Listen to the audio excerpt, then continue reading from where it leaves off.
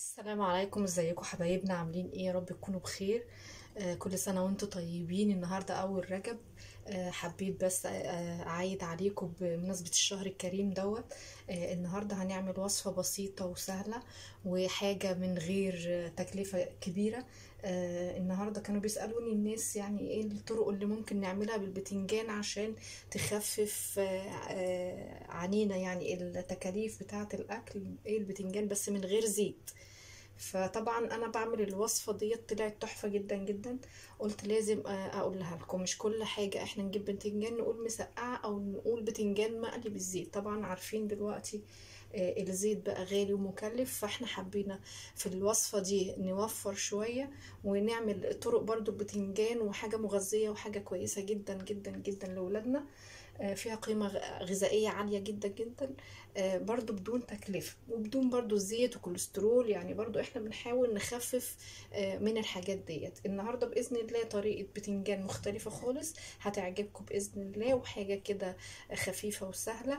يلا بينا معانا. هنبدأ أول حاجة، جايبين بقى الهوك الطاسة بتاعتنا الجميلة ديت اللي هنعمل فيها الوصفة بتاعتنا. الهوك دي كمان عندنا موجودة في المحل. جرانيت حلوة قوي، بستخدمها في كل الوصفات بتاعتنا. تمنها دلوقتي حوالي 280 جنيه. دلوقتي احنا ولعنا على زيت، انا حاطه حوالي معلقتين من الزيت بس. بصوا، معلقتين من الزيت بس عشان محدش يقول احنا بنستخدم زيت كتير والزيت غالي، فلا، احنا مستخدمين كمان ده كمان مطرح تحمير البطاطس. اهو حاطه معلقتين بس اهو. هنبتدي بقى بايه بقى في وصفتنا الجميله ديت. انا محضره معانا بتنجان اهو، مقطعاه مكعبات ورشه عليه ملح وسبته يتصفى في طبق عشان ينزل الميه بتاعته. بص الميه اللي ننزلها اهي، دي بتبقى حاجه كويسه قوي، ما تخليش البتنجان ينزل ميه تاني في الوصفه بتاعتنا، وكمان ما يشربش الزيت اهو. كده زي ما انتم شايفين دي الميه اللي نزلها، وقلبت فيه الملح. واديني هبتدي بقى اول ما الزيت يسخن هنزل بيه على هنزل بيه بالبتنجان. بصوا يا جماعه، كمان محضره معانا فلفل اخضر، لو عندك فلفل الوان برضو ماشي، بيبقى جميل قوي، شكله حلو قوي في الوصفه دي. بصوا كمان معانا طماطم مقطعه. كمان معانا 4 بيضات. البيض ايوه غالي، بس ده مش هيبان، ممكن يكفي ل4 افراد الوصفه دي اهو. وكمان جايبه معايا حوالي 3 من البصلات وسط، انا عاملاهم في الكبه اهو، مجهزاهم. بس يلا بينا بقى نشوف اول الوصفه بتاعتنا. الوصفه بتاعتنا اهي، الزيت بيقدح، انا عايزاه يقدح بس كويس عشان لما احط البتنجان اديله صدمه.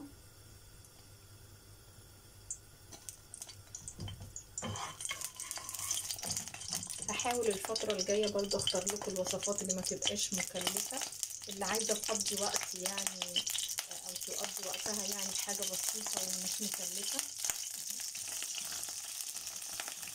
كده انا حطيت البتنجان بتاعي كله، مقطعه حوالي بتنجانتين كبار. انا معليه العين كمان. نحاول بقى نقلب كده. المعلقه دي كمان يا جماعه جايباها من طقم عندنا، طقم حوالي 3 قطع او 4 قطع ب25 جنيه. بستخدمها طبعا في الحاجات الجرانيت بتاعتنا دي. هنفضل نشوح كده في البتنجان بتاعنا. انا عايزاه ينزل برده الميه بتاعته ويدخل في مرحله السوا شويه. انا معليه العين اهو.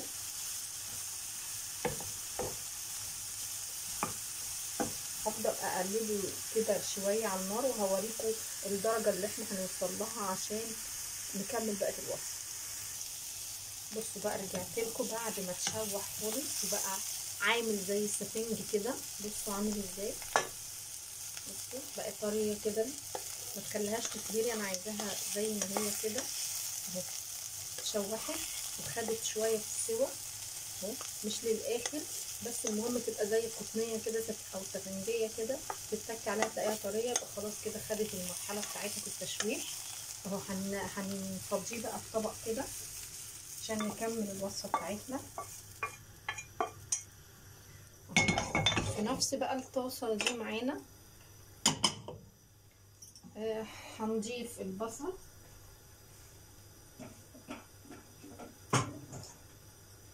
بس بس هنضيف الاول معلقه سمنه صغيره طالما الموضوع هيبقى فيه بيض، او سمنه صغيره خالص، اي سمنه موجوده عندك.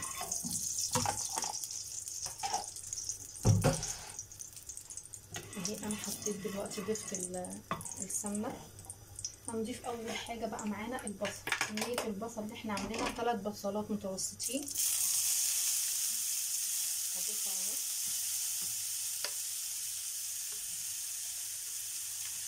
انا بحب البصل كتير في الوصفه دي، بتحليها قوي وبتطعمها جدا. 3 بصلات كده حلوين.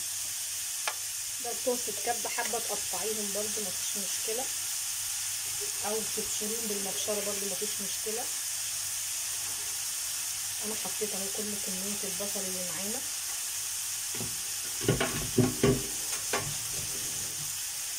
وبرده العين عاليه معانا اهو. هنبتدي بقى نشوح البصل بتاعنا ده.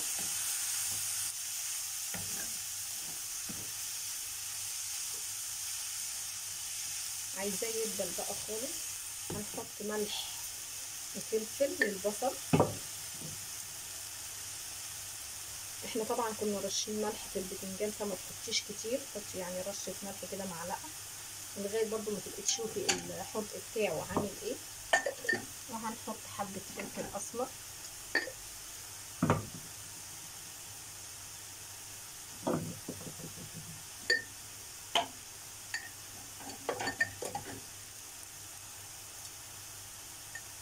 ادي الفلفل الاسمر اهو، معلقه برضو.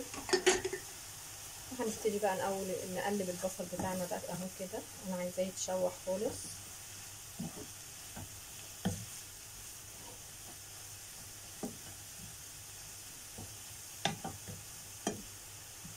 عايزاه يدبل معانا بقى الملح والفلفل. وكله برضو معليه العين زي ما احنا.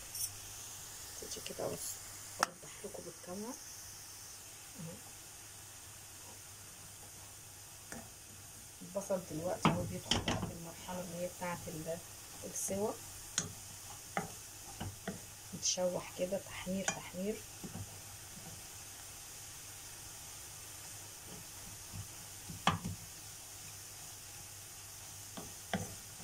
هنشوحه شويه ونرجع لكم تاني.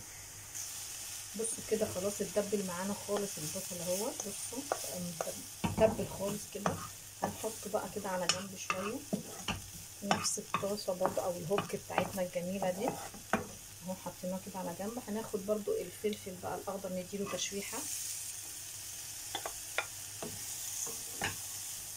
هنفضل بقى نقلب كده لغايه برضو ما يتشوح معانا الفلفل. عايزين كل حاجه من الخضروات ديت تتبل كده معانا عشان تبقى طريه تاخد السوا بتاعها زي ما انتوا شايفين. في الوقت ده بقى كده انا جبت ال4 بيضات اهو. نكسرهم كده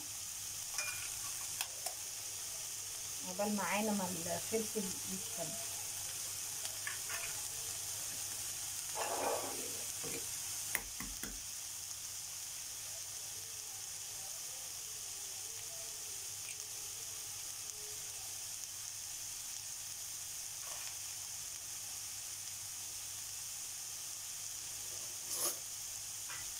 هجيب شوكة بقى كده وهنحط حبة ملح برضو بسيطة كده للبيض. برضو حبة فلفل عشان الزفارة بتاعة البيض بسيطة برضو جدا، عشان احنا كنا حاطين طبعا لده. هنقلب بقى الفلفل اللي معانا ده كده.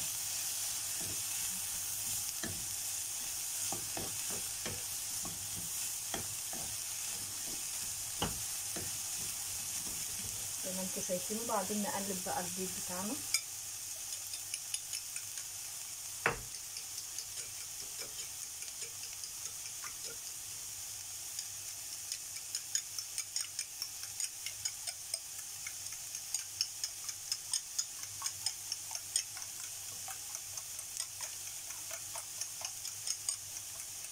زي ما انتوا شايفين اهو قلبت البيض.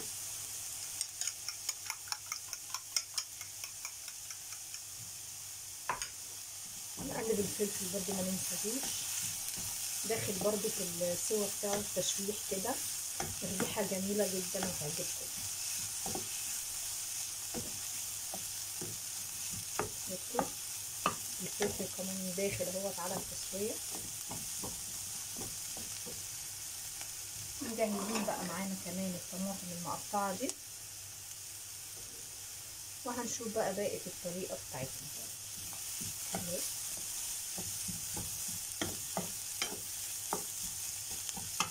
هنقلب بقى كله مع بعض اهو،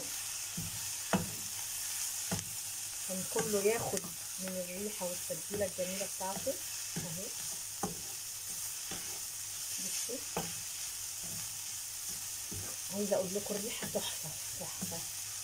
معلقه السمنه برضو البلدي بتديها قيمه كده حلوه قوي، ريحه نفاذه يعني. اي ما تحطي في اكل معلقه سمنه صغيره بتخلي الريحه بتاعه الخضار والتشويحه بتاعه الخضار دي نفاذه جدا اهو. بصوا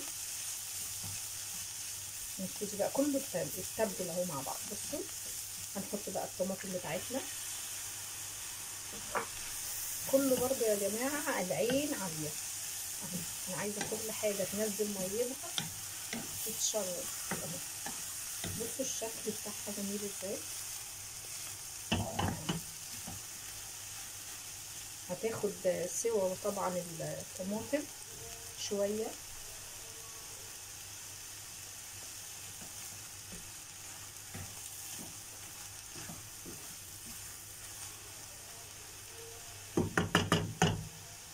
نغطي عليها حاجه بسيطه تتبل معانا وارجع لكم تاني. بصوا بقى يا جماعه بعد ما كشفت عليها حطيت لها حوالي كوبايه الا ربع من الميه وسبتها تاني تتسبك تاني، عشان انا عايزه فيها كده شويه صوص. هما دولت اللي هيسووا لي الخضار مع بعضه دلوقتي. بصي اهي كده كل حاجه اتسبكت اهي مع بعض. بصوا الشكل بتاعها جميل قوي ازاي. دوقي برضو الحدق بتاعها قبل ما تحطي بقى البيض والبتنجان. شوفي الحدق بتاعها عامل ايه وبعدين ضيفي بقى البتنجان. ده كده هنرجع البتنجان بتاعنا اهو اللي احنا كنا طبعا مشوحينه، وهنقلب بقى الخلطه الجميله دي اهو.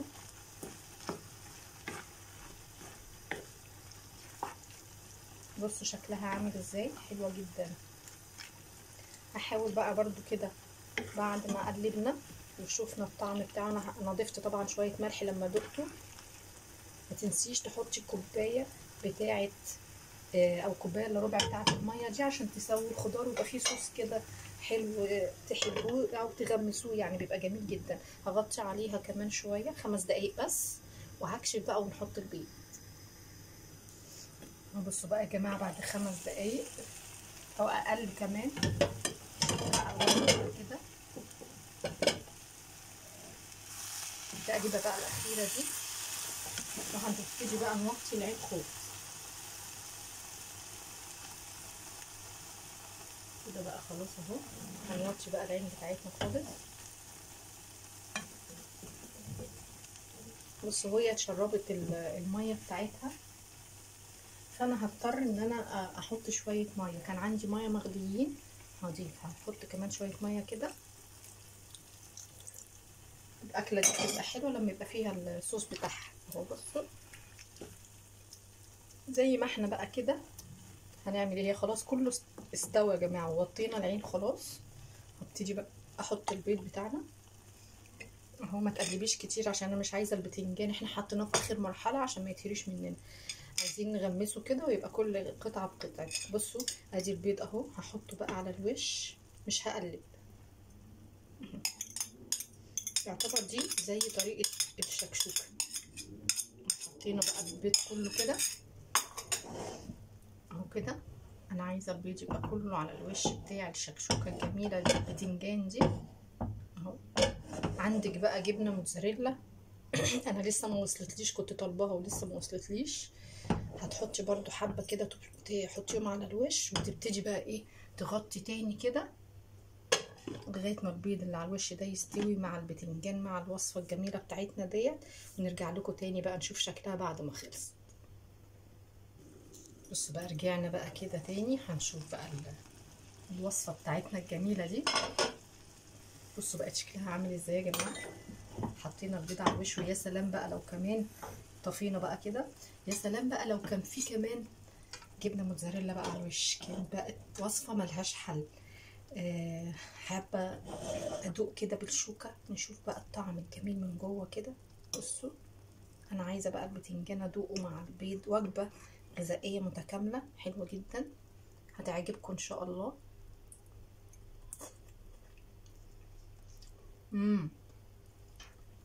تحفه، عايزاكم تجربوها، يا ريت تكتبوا لي في التعليقات عجبتكم ولا لا. ودي حاجه كده اقتصاديه احنا عاملينها، والاتجاه اليومين بقى الجايين كلهم ان الواحد يدور على حاجه مش مكلفه، حاجه تقضي بيها يومك، حاجه سهله سريعه ما تاخدش وقت، عشان طبعا برضو وقتك ما تقضيهوش كله في المطبخ في حاجات بتاخد وقت ومكلفة. فاحنا ان شاء الله بناخد الاتجاه ده معاكم، ان احنا نشوف الوصفات السهلة اللي هي من غير تكلفة، عشان ما فيش حد يستخسر ان هو يعمل حاجات مفيدة ومغذية زي اللي احنا عملناها. بإذن الله أشوفكم على خير في فيديو جديد من فيديوهات الحلوة ووصفات الحلوة. والسلام عليكم ورحمة الله وبركاته.